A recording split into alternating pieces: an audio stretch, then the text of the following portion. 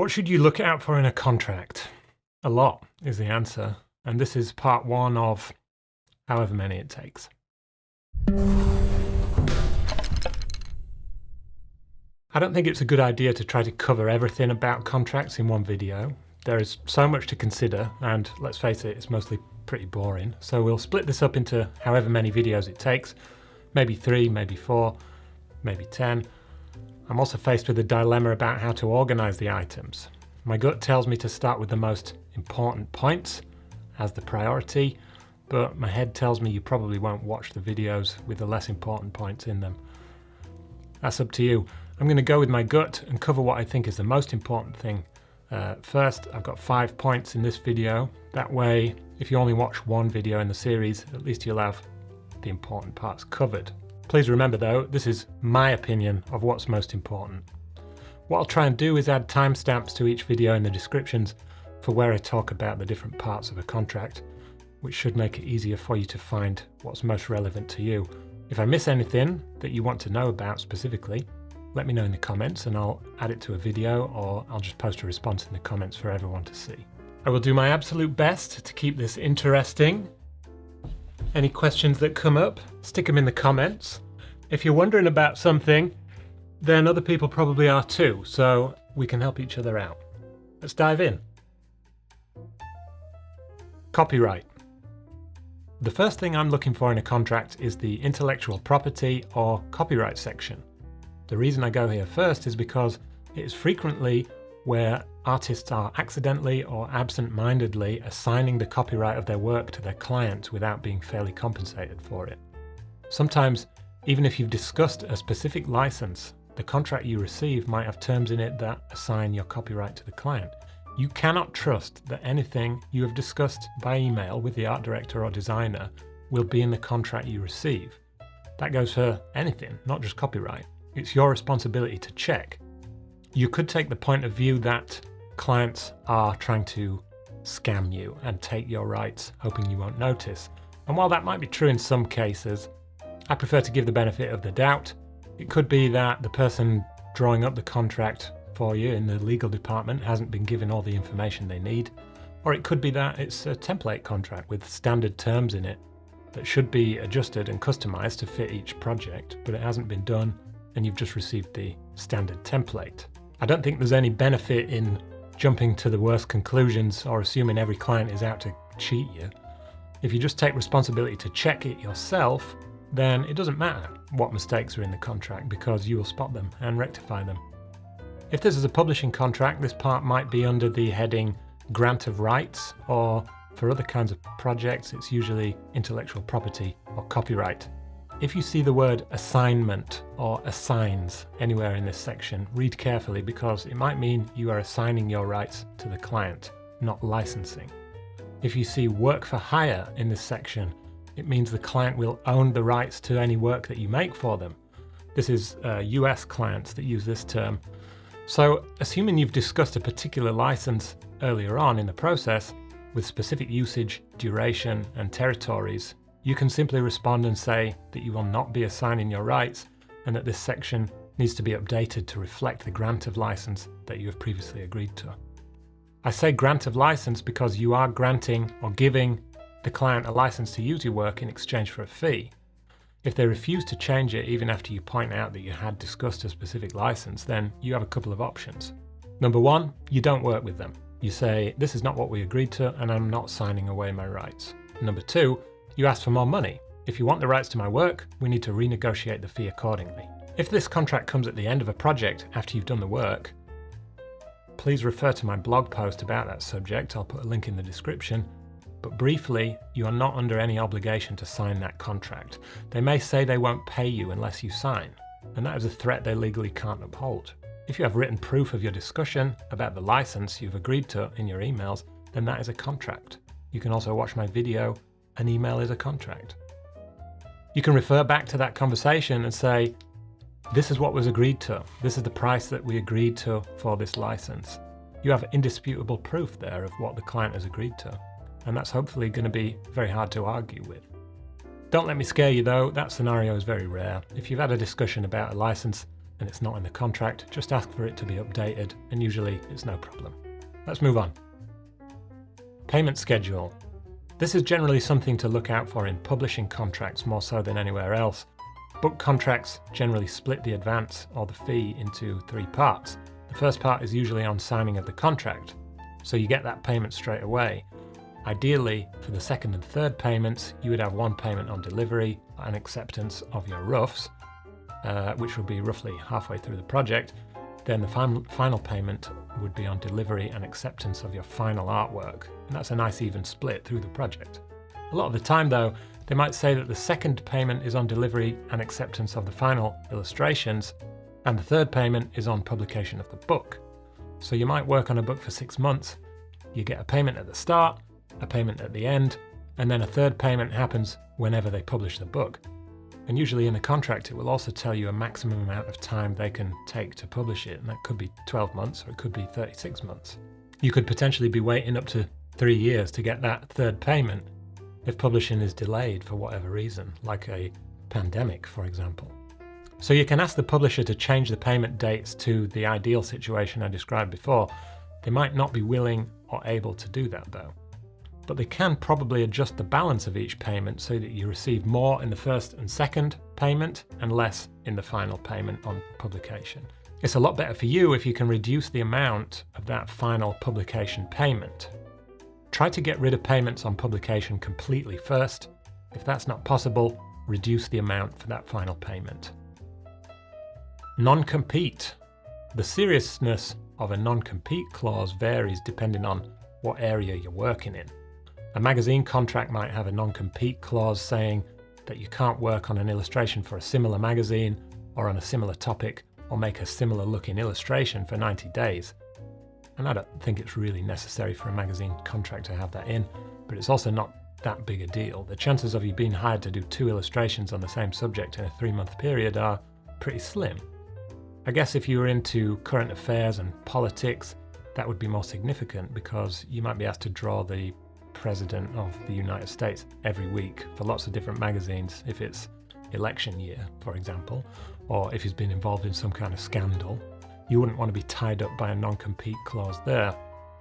If you have a non-compete in a publishing contract, which is very common, you need to be extremely careful because if you don't read the clause carefully, you might be working on a recipe book, then all of a sudden you're not allowed to work on any more recipe books ever again. Or let's say you do a book about animals and the non-compete clause says you can't do any other books about animals. You can see how the potential projects you can work on in the future could narrow down very, very quickly. The reason a publisher adds this in is for a very good reason. They want their book to do well.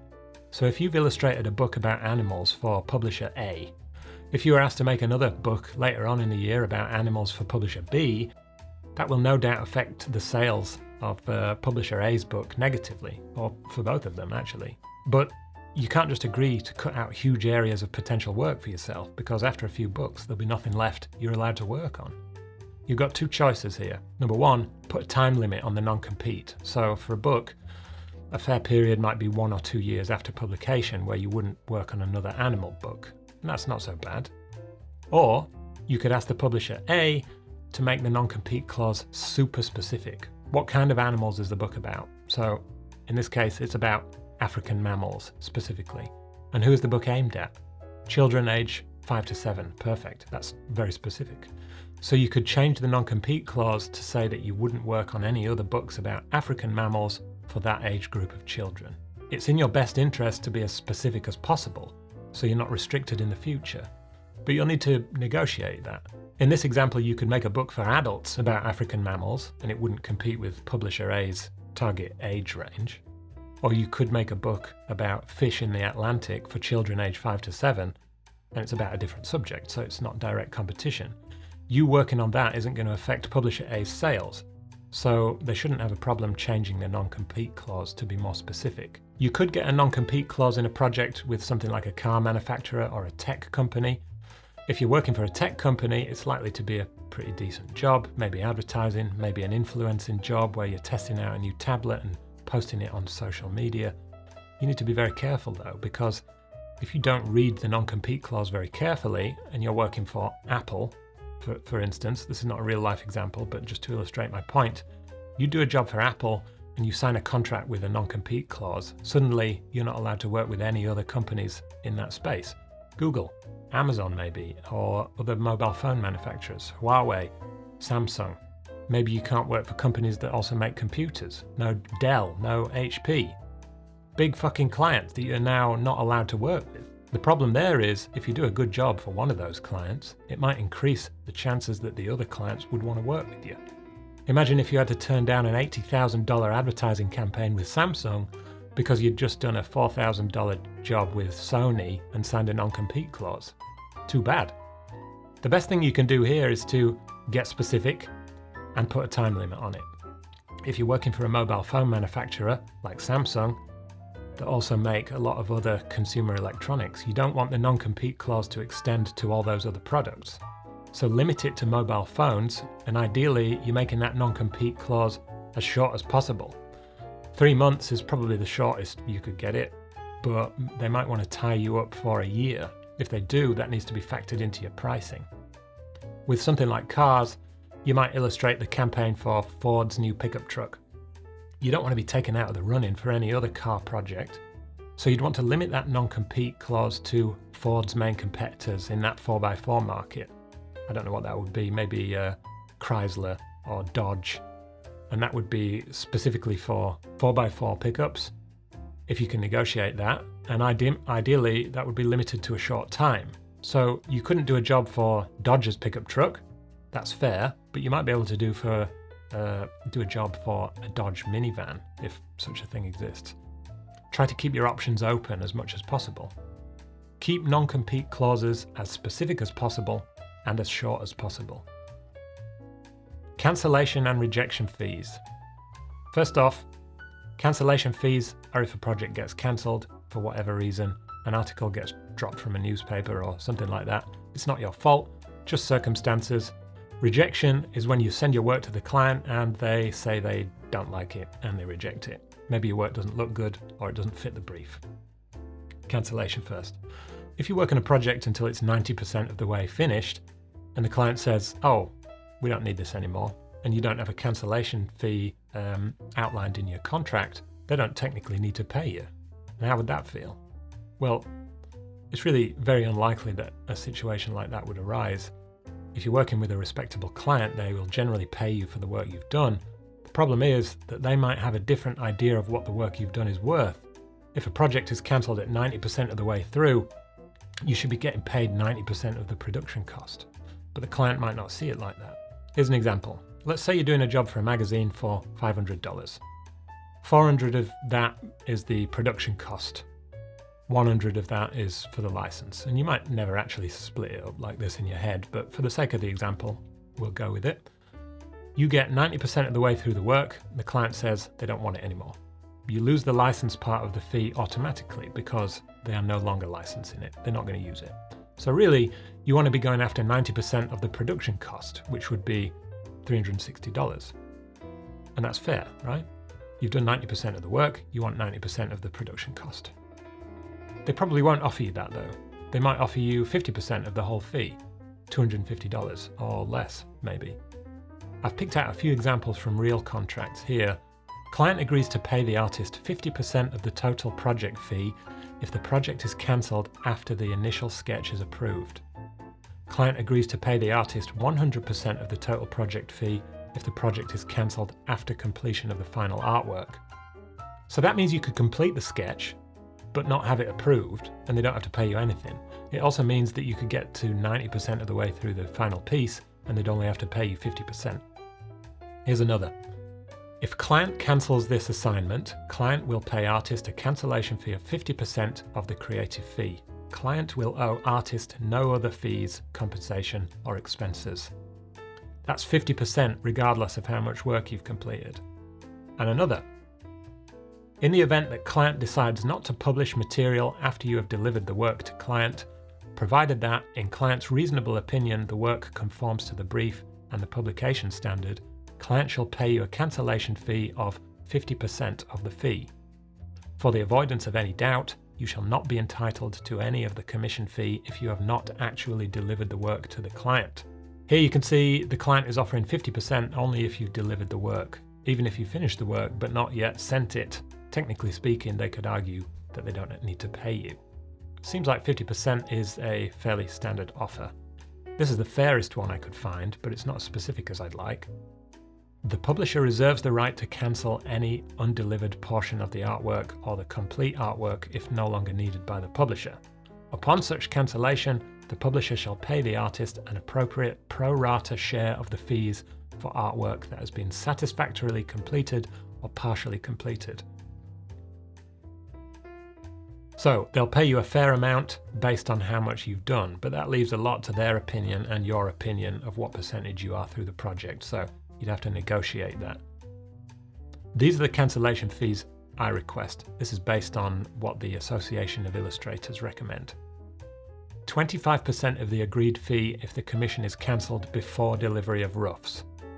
33% of the agreed fee if the commission is cancelled at the rough stage, after delivery of roughs. 100% of the fee if the commission is cancelled on or after delivery of the final artwork.